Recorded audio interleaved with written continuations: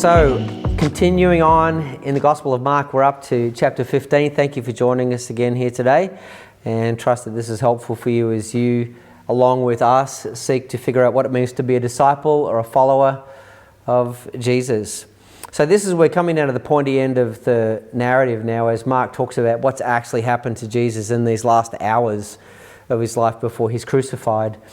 And there are basically 3 or 4 different scenarios that he points to us before Jesus is actually killed and buried. The first thing in the first few verses is that Jesus is brought before Pilate. And he's accused by the Jews because of their political and religious motivations. But of course, because of their laws, they can't commit murder. So they actually need the Romans to commit murder on their behalf, so it keeps their hands clean in the whole situation. So it's a political accusation of uprising and alternate kingship, or an alternate leadership to Caesar. And so Pilate asks in verse 2, "Are you the king of the Jews?" And the version of the Bible we've got here says, Jesus says, "You have said so." But the actual Greek is this phrase, "You say so." You say so.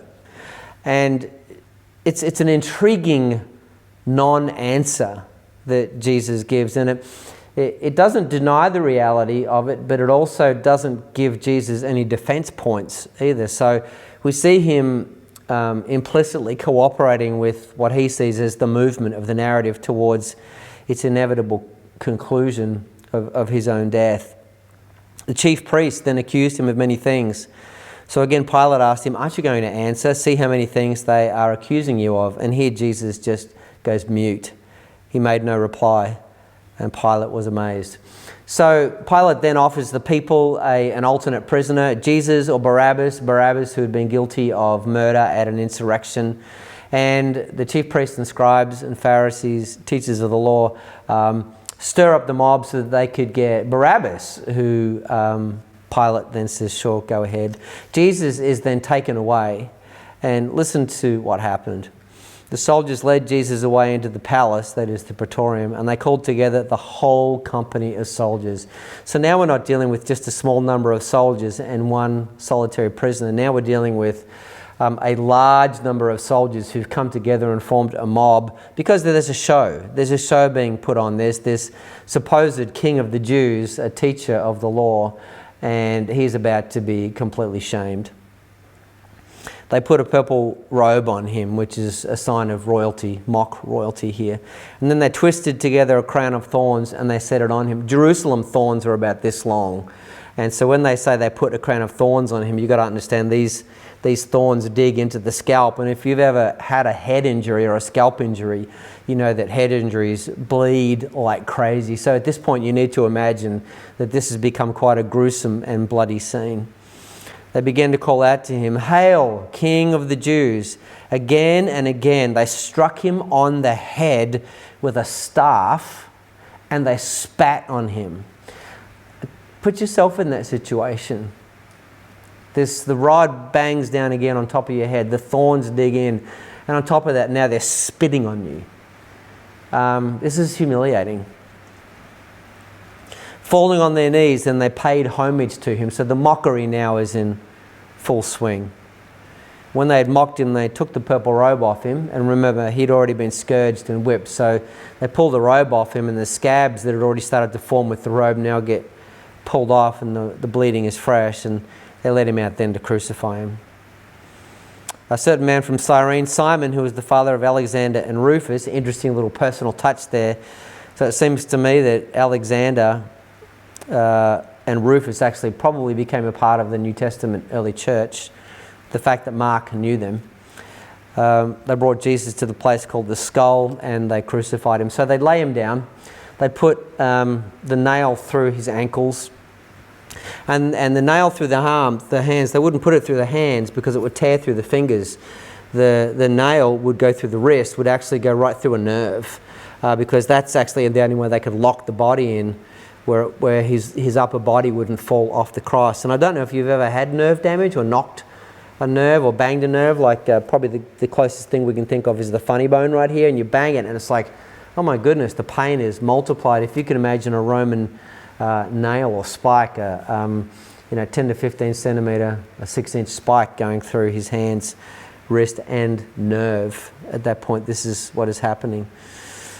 They heaped insults on him. The robbers around him. He's naked at this point. And then we have one more abandonment.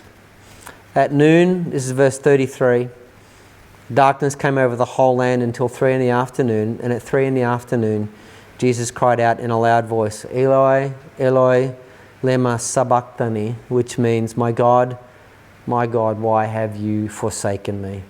And now the forsakenness of Jesus is complete. He's been abandoned by his followers who've already left. He has been betrayed by those in that same group, by Judas. He has been pushed out and marginalized by the religious leaders, the leaders of the temple who were supposed to be waiting for the Messiah. He has been now politicized by the Romans and made a political enemy of the state. And so the only thing he has left is God. And Jesus cries out here and says the following words, I feel abandoned. Where are you, my God? And he's naked.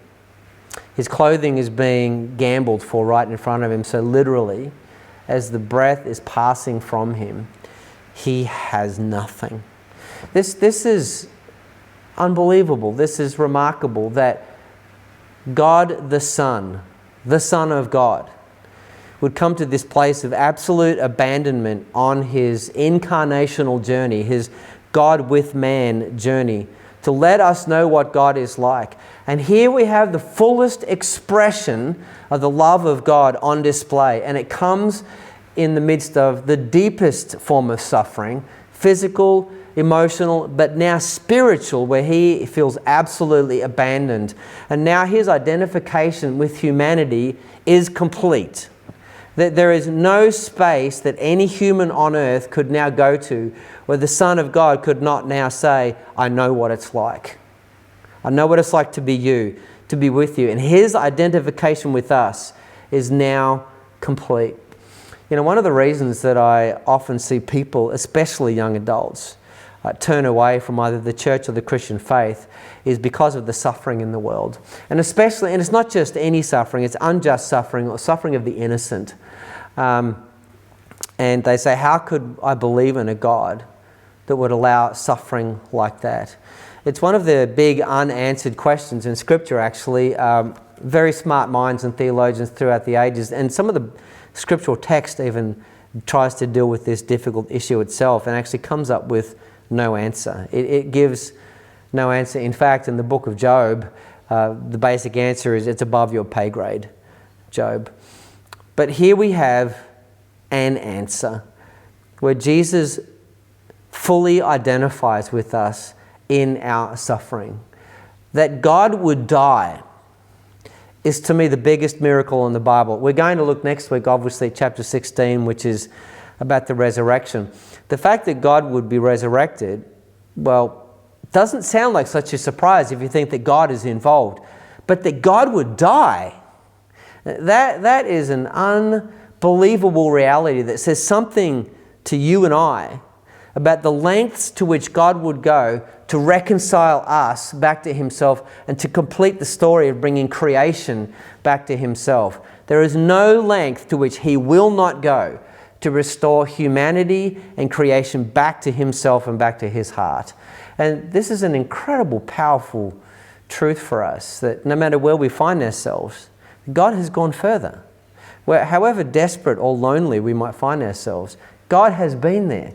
Hebrews talks about we have a great high priest who knows what it's like to suffer for us. In Isaiah, back in 600-700 years beforehand, we see Isaiah prophesying and saying, he has no form that we should consider him beautiful. He was struck for our iniquities.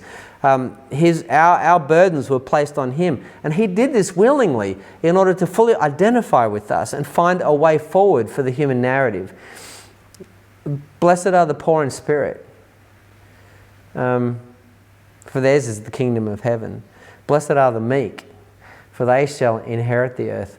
The Roman story of being a son of God. When the Caesars would come back from victory, or one of the generals would come back from victory, is onward and upward, victory over conquest over enemies. But here we have this one who was called the Son of God. In verse 38-39, the temple curtain was torn in two from top to bottom.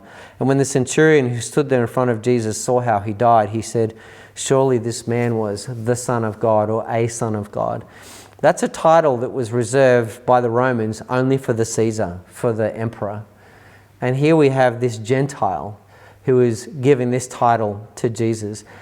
And it's in the midst of what would appear to be defeat. But what you and I now know is it's the greatest victory that's ever been won. And it's the narrative that goes on and has changed the world more than any other single narrative or any other single truth in the human journey. The Romans are a mark in history. And so it is with any people group or any political group or any ethnic group that comes and conquers by power. It's a mark in history, and that story will go on. But this story has persevered through all cultures, through all times, through now 2 millennia. This God who died, and it's been the most transformative narrative that we as human beings have ever been engaged by. I want you to think too that the early church is reading this. For the first time, maybe they're getting all the facts together. And so they're gathering together in somebody's house, and this story from Mark, as he's compiled it, is put together. And they are beginning now to understand some of their own plights about how the Romans are mistreating them. The Jewish authorities have ostracized them. How that theirs is a time of suffering. And they might even feel abandoned by God, and they would find in the narrative of Jesus some comfort going, oh, so this is what it was like for Jesus. So we probably ought not be surprised when it's like this way for us too.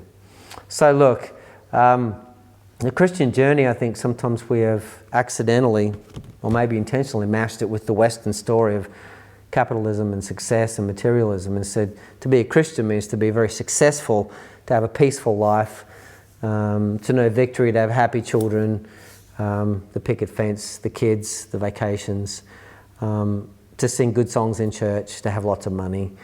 But if we're actually going to follow the narrative of Jesus, we're going to find that the story of Jesus, first of all, leads us to death before we can have life.